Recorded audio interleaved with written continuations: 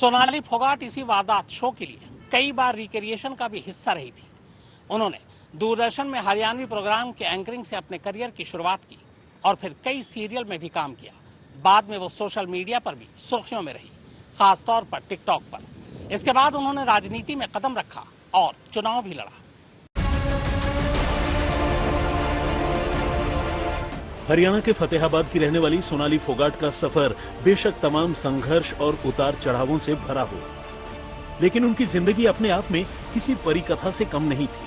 वो शुरू से ही एक अभिनेत्री बनना चाहती थी। उन्होंने दूरदर्शन में एक हरियाणवी प्रोग्राम की एंकरिंग से अपने करियर की शुरुआत की, लेकिन तकदीर ने आखिरकार उन्हें एक सियासतदान बना दिया। लेकिन इससे पहले कि सियासत की दुनिया में वो और ऊंचे मुकाम हासिल करती, महज 42 साल की उम्र में उनकी मौत हो गई। उनकी मौत की शुरुआती वजह हार्ट अटैक बताई गई है, लेकिन घर वालों के साथ साथ उनके बहुत से चाहने वालों को लगता है कि शायद उनकी मौत के पीछे कोई साजिश है।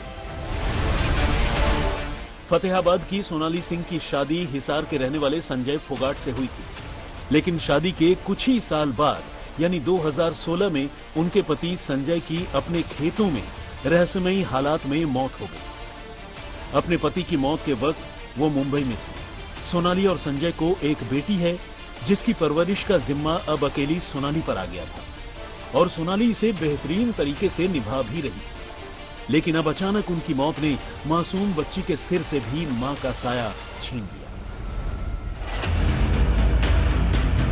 सोनाली जितनी खूबसूरत और दिलकश थी, उनके इरादे भी उतने ही शानदार थे। उन्हें चमक दमक से भरी जिंदगी अच्छी लगती थी और इसीलिए वो एक्टिंग में ही अपना करियर बनाना चाहती थी। उन्होंने आज तक के टॉप क्राइम शो जुर्म और वारदात के लिए भी कई नाट्य रूपांतरणों में एक्टर के तौर पर हिस्सा लिया और अपनी अभिनय क्षमता का लोहा मनवाने में कामयाब रही। सोनाली का विवादों से भी नाता रहा और वो विवादों के चलते कई बार चर्चे में रही। सोशल मीडिया पर जून 2020 में एक वीडियो खूब वायरल हुआ था। वीडियो में सोनाली फोगाट गल्ला मंडी के एक अफसर को चप्पल से मारती हुई नजर आई थी। इस पर खूब बवाल मचा था, जिसके बाद उनके खिलाफ मुकदमा भी दर्ज हुआ था। साल 2019 में विधानसभा चुनाव के दौरान सोनाली अपने एक भाषण के कारण भी विवादों में रही थी। उन्होंने हिसार के एक गांव में एक रैली के दौरान लोगों से भारत माता की जय के नारे लगाने को कहा था।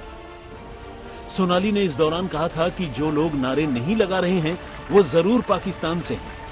हालांकि बाद में सोनाली फोगाट ने अपने इस विवादित भाषण पर भी माफी मांग ली थी। सोनाली फोगाट बीते साल अपनी बहन और बहनोई के खिलाफ पुलिस में मारपीट की शिकायत दर्ज करवाने पहुंची थी। बिग बॉस 14 में उनकी वाइल्ड कार्ड एंट्री हुई थी। अपनी छोटी सी परफॉर्मेंस में भी उन्होंने लोगों का ध्यान अपनी ओर खींचा था। आज तक ब्यूरो।